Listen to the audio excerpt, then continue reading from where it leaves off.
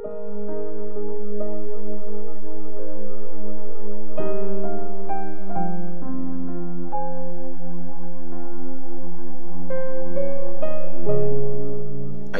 chapter 44. Si Lord ang tumutulong sa bayan niya. At ngayon, makinig ka, Jacob na servant ko, o Israel na siyang pinili ko. Ito ang sinasabi ni Lord na nag-create sa iyo. Bumuo sa iyo sa tiyan ng nanay mo at tutulong sa iyo. Huwag kang matakot, Jacob na servant ko, o Israel na aking pinili. Dahil bubuhusan ko ng tubig ang lupang uhaw at papadaluyan ng mga batis ang tuyot na lupa. Ibubuhos ko ang espiritu ko sa lahi mo at sa mga anak mo ang blessing ko. Tutubo sila sa gitna ng damuhan, gaya ng mga puno sa gilid ng batis. May magsasabing, ako ay kay Lord. Sasabihin naman ng isa na kabilang siya kay Jacob. May isa pang magsusulat sa kamay ng kay Lord at sasabihin kasama siya sa bayan ng Diyos. Ito ang sabi ni Lord, Hari ng Israel at kanyang tagapagligtas, si Lord na makapangyarihan sa lahat. Ako ang una at ako ang huli. Walang ibang Diyos bukod sa akin. Sinong kagaya ko? Sige, magsabi siya. Magsalita siya at sa akin ay sabihin niya. Sinong nakapagsabi ng nangyari noon at mga mangyayari pa? Sige, sabihin nila kung anong mangyayari. Huwag kayong matakot o kabahan. Diba, sinabi at dineclare ko na ito sa inyo noon? At kayo ang mga witness ko. May Diyos pa ba bukod sa akin? Wala akong ibang alam na tagapagtanggol. Nilait ang pagsamba sa Diyos-Diyosan. Walang kwenta ang mga gumagawa ng Diyos-Diyosan at wala silang mapapala sa mga bagay na mahalaga sa kanila. Hindi nakakakita o nakakaintindi ang mga sumasamba sa mga yun, kaya mapapahiya sila. Sinong gumagawa ng isang Diyos o bumubuo ng isang rebulto na wala namang pakinabang? Tingnan nyo, lahat ng sumasamba doon, mapapahiya. Tao lang ang gumawa nun. Magsama-sama sila, humarap sila sa Diyos, matatakot sila at sabay-sabay mapapahiya. Gumagawa ang panday ng rebulto na metal na sinasalang sa apoy. Minamartilyo at hinuhulma niya ito gamit ang malakas niyang braso. Tapos, nagugutom siya at nawawalan ng lakas, nauuhaw at nanghihina. Sinusukat ng sculptor ang isang kahoy. Ginuguhitan at inuukit niya ito para maging magandang itsurang tao. Tapos, nilalagay niya sa bahay. Pumuputol siya ng puno ng cedar o pumipili ng puno sa gubat na aalagaan niya at papalikihin. Nagtatanim siya ng pine tree at tinitiligan ito ng ulan. Tapos, gagamitin panggatong ang isang part ng kahoy para magbigay ng init sa kanya at para mag-bake ng tinapay. At yung ibang part naman, ginagawa niyang Diyos at sinasamba. Ginagawang rebulto at niluluhuran para sambahin. Sinusunog niya yung isang part ng kahoy. Tapos doon siya nagluluto ng karne. Nag-iihaw siya ng karne. Kinakain ito at nabubusog. Pinapainitan niya rin ang sarili at sinasabi, ang sarap ng init, ang ganda ng apoy. At yung natirang part ng kahoy, ginagawa niyang Diyos-Diyosan niya. Niluluhuran at sinasamba niya yun. Nagpipray siya doon at sinasabi, iligtas mo ako dahil ikaw ang Diyos ko. Wala silang alam o naiintindihan dahil tinakpan ang mata nila para di makakita at ang isip nila para di makaintindi. Wala man lang nakakaisip, nakakaalam o nakakaintindi sa kanila para sabihin, sinunog ko ang isang part ng kahoy, nagluto ng tinapay sa baga nito, nag-ihaw ng karne at kumain. Gagawin ko bang nakakadiring Diyos-Diyosan yung natira? Luluhod ba ako sa piraso ng kahoy? Para siyang kumakain ng alikabok. Niligaw siya ng bobong pag-iisip at di niya ito matakasan. Ni hindi siya nagtatanong kung totoo ba ang hawak niya. Niligtas ni Lord ang Israel. Tandaan ang mga bagay na ito, O Jacob, O Israel, dahil servant kita. Create kita, ikaw ay aking servant. Israel, di kita makakalimutan. Binura ko ang mga pagkakamali mo gaya ng ulap at ang mga kasalanan mo gaya ng hamog. Bumalik ka sa akin kasi niligtas kita.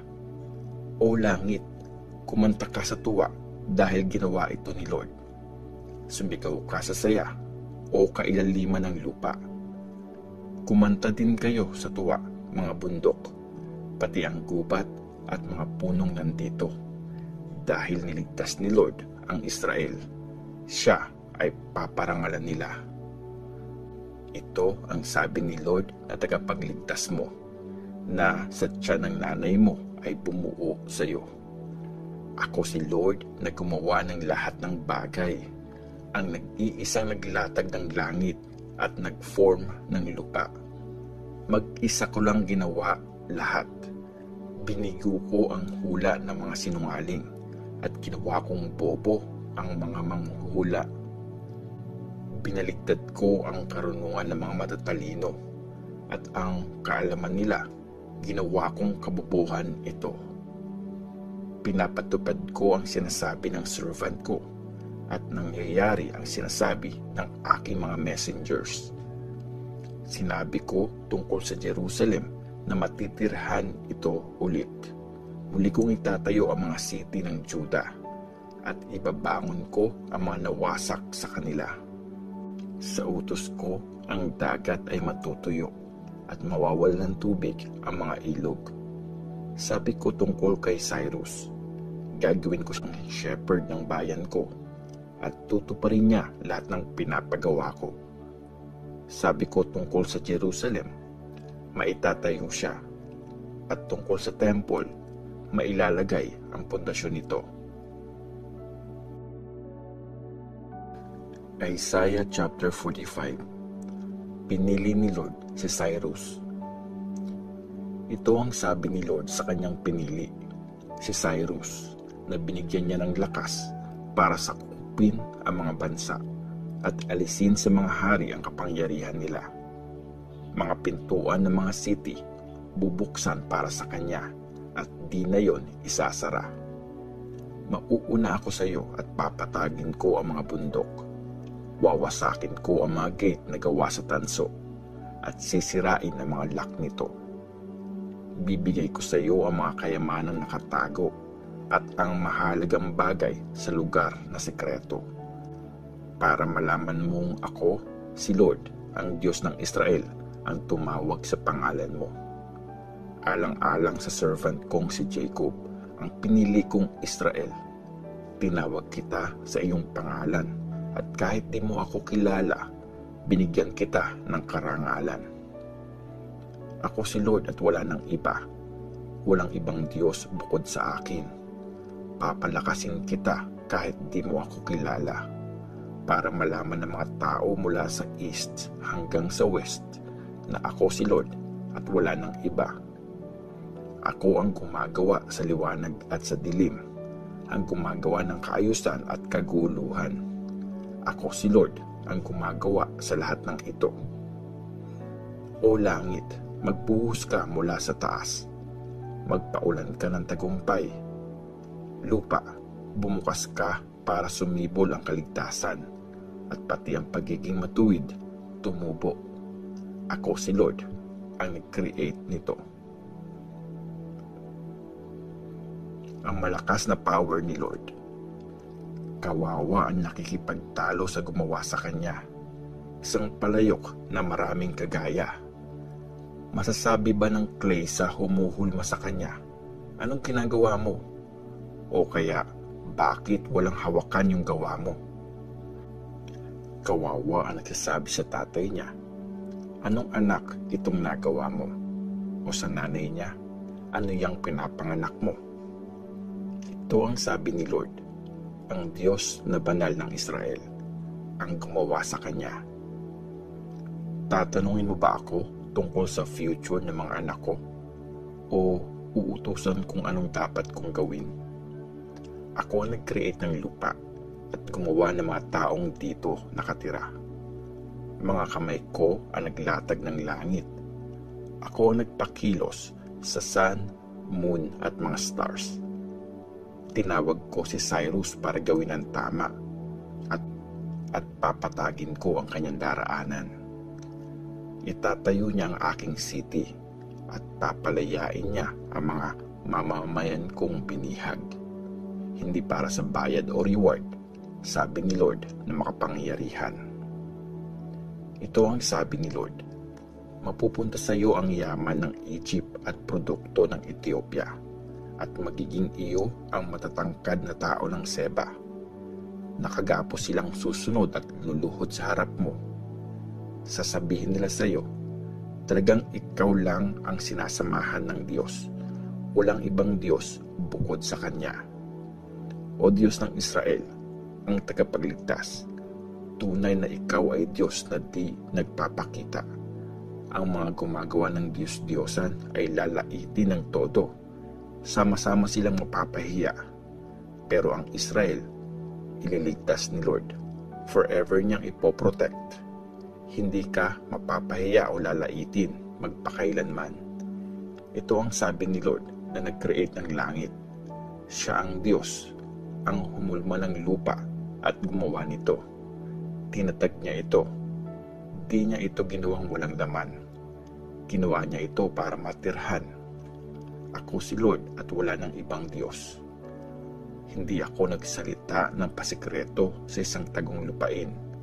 Hindi ko sinabi sa lahi ni Jacob, hanapin mo ako sa kawalan. Ako si Lord, nagsasabi ng totoo. Sinasabi ko kung ano ang tama.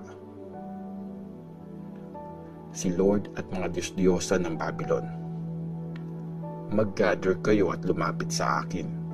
Sama-samang lumapit. Kayo mga nakasurvive sa mga bansa. Wala silang alam. Silang mga nagbubuhat ng mga kahoy nilang Diyos-Diyosan at lagi nagpe-pray sa Diyos na hindi kayang magligtas. Magsabi kayo at magpakita ng ebidensya.